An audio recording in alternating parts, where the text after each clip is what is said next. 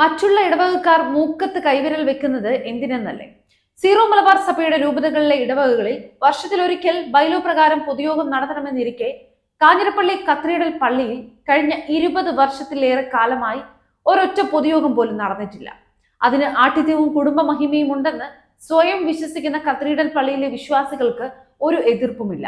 Cathedral പള്ളിയിലെ വിശ്വാസികൾ ഇന്നേ വരെ വരവ് ചിലവ് കണക്കുകൾ ചോദിച്ചിട്ടില്ല. അതുകൊണ്ട് അതൊരു കീഴ്വഴക്കമാക്കിക്കൊണ്ട് കണക്കുകൾ അവതരിപ്പിച്ചിട്ടുമില്ല.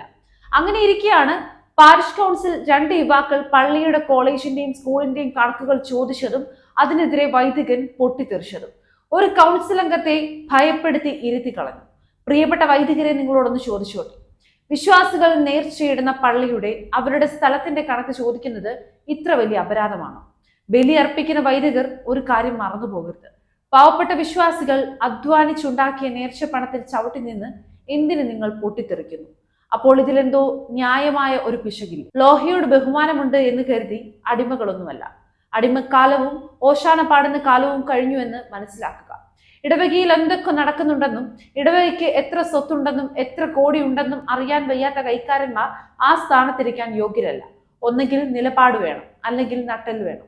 ഇതൊന്നുമില്ലെങ്കിൽ ആത്മാഭിമാനം വേണം. അതുകൊണ്ട് വിരട്ടലും വിലപേശലും ഒന്നും വേണ്ട. ഇടവകക്കാരുടെ ഇടവക കണക്കുകൾ അറിയാൻ ഇടവകക്കാർക്ക് അവകാശമുണ്ട്. അത് നട്ടലുള്ള യുവാക്കൾ ചോദിച്ചെന്നിരിക്കും. ഉത്തരം കൊടുത്തേ പറ്റൂ.